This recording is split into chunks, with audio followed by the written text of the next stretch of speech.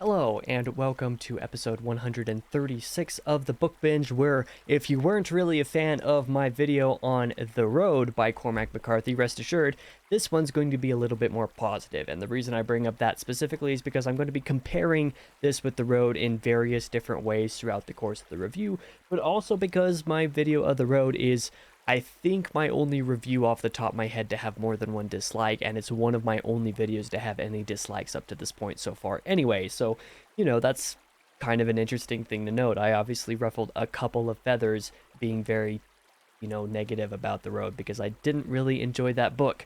But like I said, coming off The Road, this one, I was not actually planning to read any more McCarthy, but I decided to try this one anyway after a friend recommended that I try it immersive reading or with the audio, either way. And I did that, and let's just say it was a lot more successful for me because basically all of McCarthy's work is on the Audible Plus catalog. It made it a worthy decision to do. The easiest praise that I can give this right before we get into the good is that I actually really liked it. I completely counter my feelings on The Road in almost every way, so let's actually talk about some of those things that I really liked about No Country for Old Men by Cormac McCarthy. The first thing that I want to note in this one is absolutely the character work. I was actually invested in all of these characters, and I felt like they were all different. I felt like they all had their own personalities. I felt like their interactions were very, very good. I thought that character of Sheriff Bell was a very good framing device for the novel. I thought that Moss was a relatable, though also not relatable, depending on how you view him, as a more or less main character, and all the characters he interacts with really make the world breathe to a degree that I never found in The Road. And the villain, Shigur, especially, is easily a top tier villain, one of my absolute favorite characters that I've read in recent memory. He's terrifying from the very first moment that you see him on page and never lets that up, and I thought it was amazing. This is a book much like American Psycho that I feel like I really need to watch this movie now that I've read the book and loved it so much. Especially there's also an irony because both of these books I rated 4 stars, even though I consider them favorites. So, there's a little bit of an irony there as well.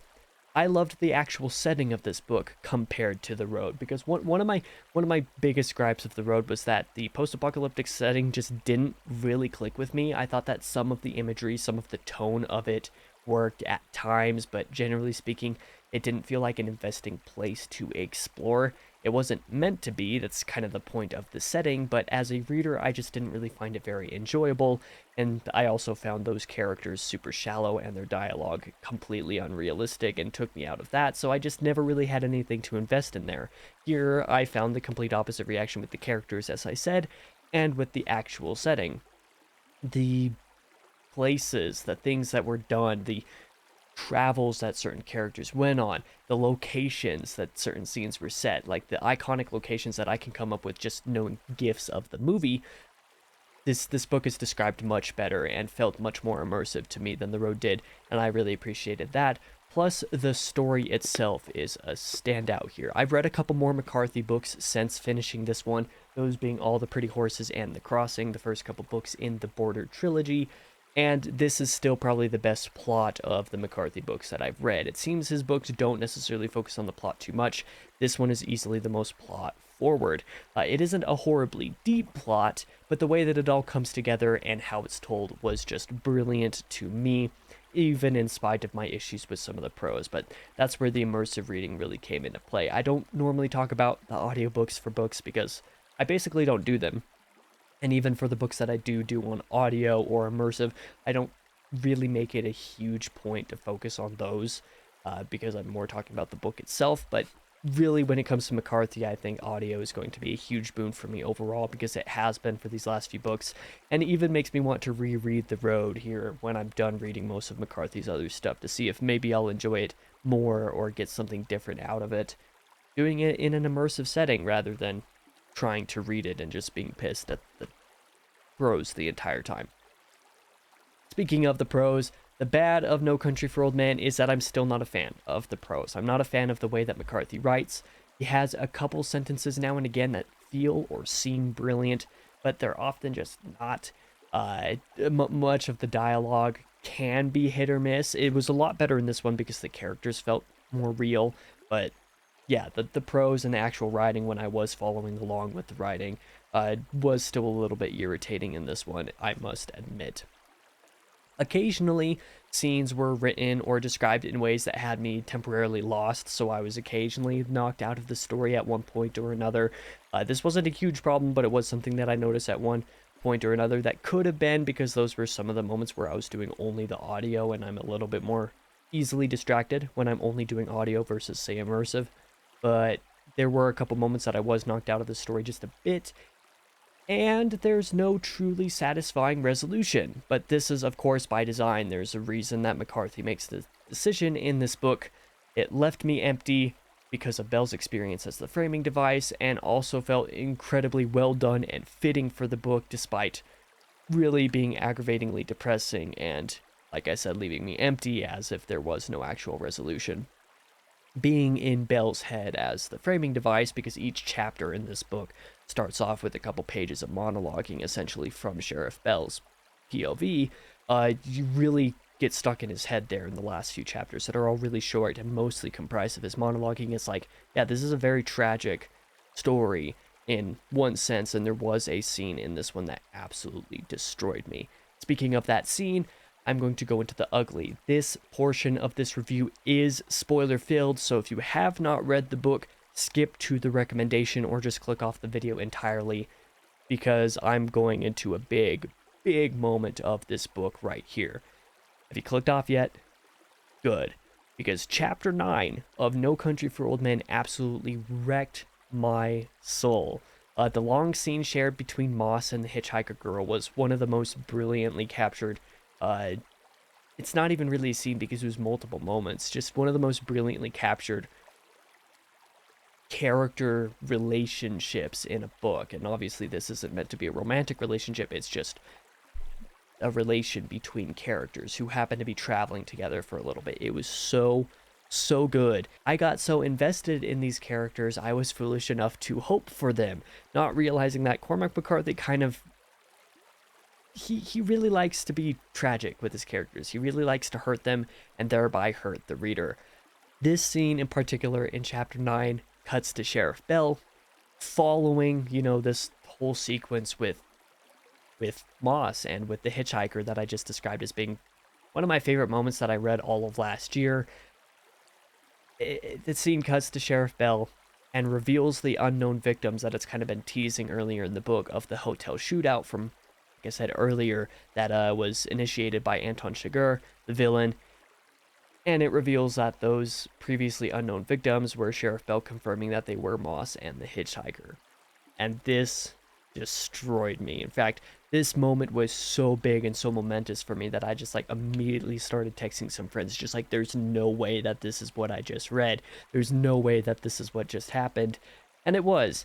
And I really feel like I want to reread the book now to pick up on some of those clues. Like, this is one I really want to reread because I want to reread it versus The Road. I want to see if I can get more out of it. This one, I want to re-experience that heartache, as masochistic as that sounds.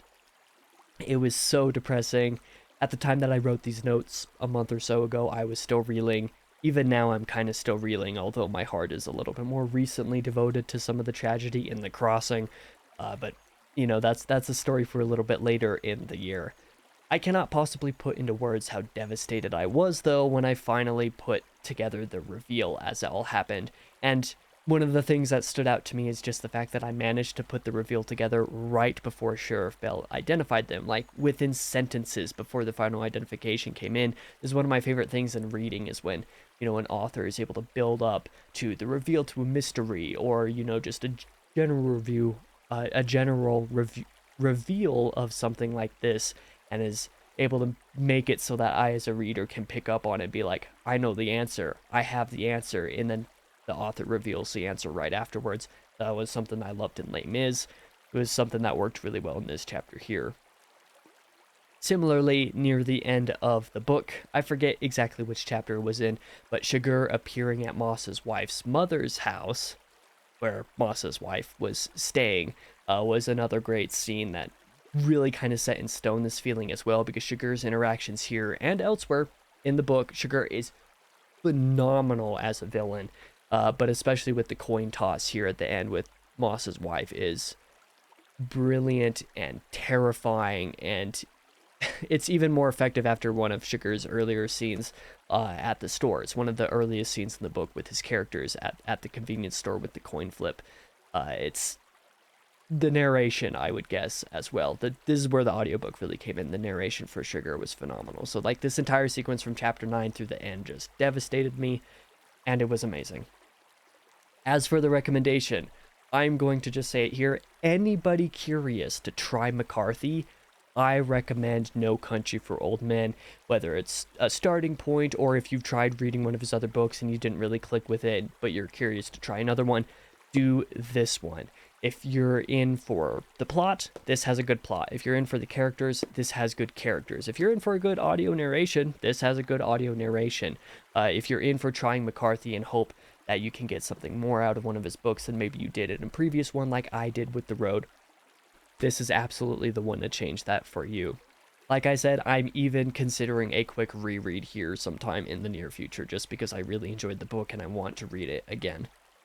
It was a genuinely fantastic experience that I don't think I'm ever going to forget, not just because of how devastating certain moments in this book were, but because of the fact that I never wanted to touch a McCarthy book again after I read The Road a couple months prior to this, and now I'm actively reading the Border trilogy right now over the first few months of 2024. I've already finished the first couple of books, doing the last one in, next month here in a couple weeks. It's kind of crazy that I'm doing that, and I'm also committed to at least a couple more McCarthy books in the time after reading the Border trilogy. So I went from reading The Road, hating it, never wanting to touch McCarthy again, to having now read 4 of his books, very soon to come up on the 5th and 6th that I know that I have planned, and then reading potentially the rest of his bibliography after that, 6 more novels. So, that kind of says something about how well this book worked for me. But thank you guys for watching. I'll be back this Thursday, actually, with another top 10 list, this time for sci-fi stories I want to read after doing more work on Sun Eater. I'll explain that more in that video, but if you're ready for another top 10 list and then another review on Majority by Abby Goldsmith on next Tuesday, I'll be back then in those 2 respective videos.